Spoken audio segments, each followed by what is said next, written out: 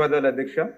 ఏదైతే చింతలపూడి ఎత్తిపోతల పథకం ఏదైతే ఉందో పోలవరం, గోపాలపురం, చింతలపూడి, దెందులూరు, ఏలూరు, గన్నవరం, నూజివీడు, తిరువూరు, మైలవరం, నందిగామ దగ్గర మరి 10-11 నియోజకవర్గాలకు సంబంధించి 4 జిల్లాలకి సస్యశ్యామలం చేసేటువంటి విధంగా 4,80,000 ఎకరాలకి మరి సాగునీరు, అదేవిధంగా 25 లక్షల ప్రజలకి త్రాగునీరు తీర్చేటువంటి ఒక బహుళార్థ సాధక ఎత్తిపోతల పథకం మరి యొక్క చింతలపూడి పథకం అధ్యక్ష.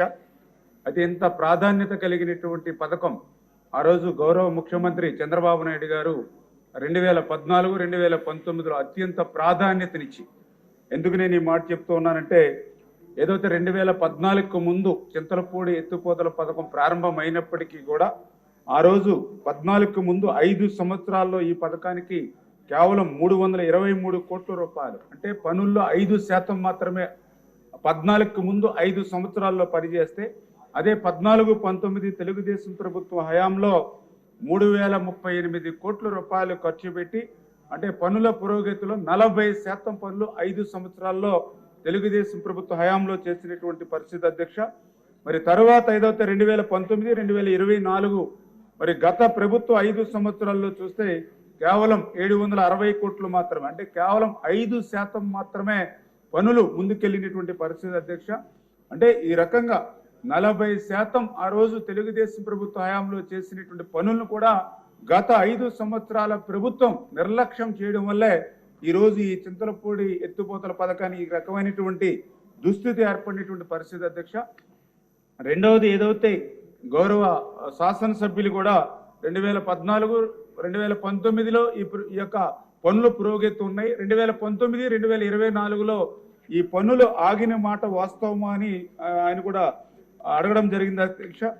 వాస్తవం అధ్యక్ష. ఎందుకంటే 2018లో, ఎందుకంటే ఆ రోజు తెలుగుదేశం ప్రభుత్వం ప్రాధాన్యతలో చింతలపూడిని ముందుకు తీసుకెళ్తూ ఉంటే, ఆ రోజు వైఎస్ఆర్సీపీ పార్టీ ప్రతిపక్షంలో ఉండి ఆ రోజు తన అనసూయల చేత ఆ రోజు చింతలపూడి ఎత్తిపోతలకు మీద, పట్టిసీమ మీద, పురుషోత్తపట్నం మీద కూడా ఎన్జీటీకి కేసులేసి ఈ పథకాలు పూర్తవుతే తెలుగుదేశం ప్రభుత్వానికి మంచి పేరు వస్తుందని ఆ రోజు నిలుపుదల చేసేటువంటి విధంగా ఆ రోజు వైఎస్ఆర్సీపీ పనిచేసినటువంటి పరిస్థితి అధ్యక్ష. ఆ రకంగా ఏదైతే ఆ 2018లో ఎన్జీటీ వేసినటువంటి కేసు ఫలితంగా 2021 డిసెంబర్ వైఎస్ఆర్సీపీ ప్రభుత్వం అధికారంలో ఉన్నప్పుడు ఎన్జీటీ ఏదైతే 73 కోట్ల రూపాయలు పెనాల్టీ విధించడంతో పాటు ఏదైతే 3 నెలల్లో పర్యావరణ అనుమతులు తీసుకోమని ఆ రోజు మరి ఎన్జీటీ తీర్పునివ్వడం జరిగింది అధ్యక్ష.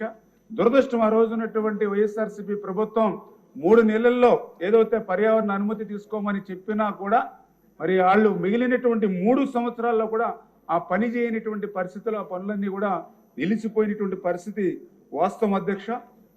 అందుచేతే ఈరోజు ఈ ప్రభుత్వం, ఎన్డీఏ ప్రభుత్వం అధికారంలోకి వచ్చింది. ఖచ్చితంగా ఈ ప్రభుత్వం ఏదైతే చింతలపూడి పథకానికి అత్యంత ప్రాధాన్యత ఇచ్చేటువంటి పరిస్థితి, ఏదైతే ఈ చింతలపూడికి ఉన్నటువంటి అవరోధాలు ఏవైతే ఉన్నాయో వీటన్నిటినీ కూడా మరి పరిష్కరించుకుని, ఎందుకంటే మేము కూడా అధికారంలోకి వచ్చి 5 నెలల్లోనే ఈ చింతలపూడి మీద గౌరవ ముఖ్యమంత్రి చంద్రబాబు నాయుడు 6 సార్లు ఆయన పర్సనల్గా రివ్యూ చేయడం జరిగింది అధ్యక్ష. మేము కూడా 7-8 సార్లు మేము కూడా రివ్యూస్ ఆ కలెక్టర్స్ తోటి, ఎవరైతే ల్యాండ్ ఎక్వేషన్ ఏదైతే ప్రాబ్లం ఉందో వాళ్ళందరితో కూడా రివ్యూ చేసి మరి చంద్రబాబు నాయుడు గారు కూడా చాలా క్లియర్గా మొన్న రివ్యూలో కూడా చెప్పడం జరిగింది. ఏదైతే ప్రాధాన్యత ఎత్తిపోతల్లో చింతలపూడి ప్రాధాన్యత ఉంది కాబట్టి దీనికి కూడా ఒక ఫస్ట్ ఫేజ్, సెకండ్ ఫేజ్గా ఒక 2,500 కోట్ల రూపాయలతోటి ఫస్ట్ ఫేజ్లో మనం దానికి నిధులు కేటాయించి ఒక 3 లక్షల ఎకరాలకి సాగునీరు, అదేవిధంగా త్రాగునీరు అందించేటువంటి విధంగా దీనికి ముందుకు తీసుకెళ్ళమని చెప్పేసి కూడా మరి చంద్రబాబు నాయుడు గారు కూడా ఆదేశాలు ఇవ్వడం జరిగింది అధ్యక్ష. ఆయన ఆదేశాలకు అనుగుణంగానే మొన్న పెట్టినటువంటి బడ్జెట్లో కూడా నిధులు సమస్య ఉన్నప్పటికీ కూడా చింతలపూడి పథకానికి ఆ నిధులు కూడా మన బడ్జెట్లో మరి కేటాయింపులు జరిగినటువంటి పరిస్థితి కూడా మీకు తెలుసు కూడా అధ్యక్ష. అదేవిధంగా ఏదైతే ఇంకా సేకరణకు సంబంధించి ఇంకా 934 ఎకరాలు ఇంకా సేకరణ చేయవలసి ఉంది అధ్యక్ష. ఇందులో కూడా మరి 4 రకాలుగా, అంటే ఒకటి, కొంతమంది రైతులు కోర్టులకు వెళ్ళి స్టేలు తెచ్చుకునేటువంటి పరిస్థితి ఉంది. కొంతమంది రైతులు కోర్టులకు వెళ్ళకపోయినా ఫిజికల్గా అక్కడ ఏదైతే వాళ్ళకి ఇచ్చినటువంటి అవార్డు ఏదైతే ఉందో అది అమౌంట్ సరిపోవట్లేదని కొంతమంది ఫైట్ చేస్తున్నటువంటి పరిస్థితి ఉంది. కొంతమందికి అథారిటీకి కూడా మన డబ్బులు చెల్లించినటువంటి పరిస్థితి ఉంది. ఇది ఏదైతే కేటగిరీల వైడ్గా డివైడ్ చేసి ఆ సంబంధిత అధికారులకి ఆ భూసేకరణ పనులు కూడా ఒక 3 నెలల్లో పూర్తి చేయాలనేటువంటి ఒక టార్గెట్ కూడా పెట్టుకుని ఖచ్చితంగా ఈ యొక్క ఏదైతే చింతలపూడి ఎత్తిపోతల పథకం ఏదైతే ఉందో ఈ ఆర్థిక సంవత్సరంలోనే పునఃప్రారంభించి నెక్స్ట్ ఇయర్కి కొంతమేరైన నీరు ఇచ్చి ఒక 2 yearsలో ఈ చింతలపూడి ఎత్తిపోతల పథకాన్ని పూర్తి చేయాలనేటువంటి కృతనిశ్చయంతో ఈ ప్రభుత్వం గత 5 నెలల నుంచి కూడా పనిచేస్తూ ఉన్నటువంటి పరిస్థితిని కూడా మీ దృష్టికి తీసుకొస్తూ ఉన్నాను అధ్యక్ష. మరి ఈ సందర్భంగా ఒక చిన్న విషయాన్ని కూడా అంటే ఈ 5 నెలల్లోనే ఇంత కష్టపడి ఇన్ని నిధులు కేటాయించి ఈ ప్రాజెక్టుని ముందుకు తీసుకెళ్ళడానికి అటు ముఖ్యమంత్రి గారి దగ్గర నుంచి ఎన్డీఏ ప్రభుత్వం పనిచేస్తూ ఉంటే ఈ వైఎస్ఆర్సీపీ తనకి ఒక కరపత్రిక ఉంది అధ్యక్ష, ఏదైతే వాళ్ళ అవినీతి పత్రిక, ఏదో నిన్ననే వాళ్ళ పత్రికలో కూడా ఇప్పట్లో జల్లేరు రిజర్వాయర్ లేనిట్లే అని చింతలపూడి పథకం మీద వాళ్ళ కరపత్రిక సాక్షి అవినీతి పత్రికలో ఒక ఆర్టికల్ ఇవ్వడం జరిగింది. నేను కూడా చెప్తూ ఉంటా, ఏదైతే మనం కూడా సిగరెట్ ప్యాకెట్ మీద చూస్తూ ఉంటాం పొగ తాగుట ఆరోగ్యానికి హానికరం అని, అదేవిధంగా సాక్షి పత్రిక చదవడం కూడా ఆరోగ్యానికి హానికరమే అధ్యక్ష. ఎందుకు నేను ఈ మాట చెప్తున్నానంటే ఏదైతే జల్లేరు రిజర్వాయర్ లేనట్టే అని చెప్పేసి వీళ్ళు ఈరోజు వాళ్ళ పత్రికలో మ్యాటర్ వేసుకున్నారు.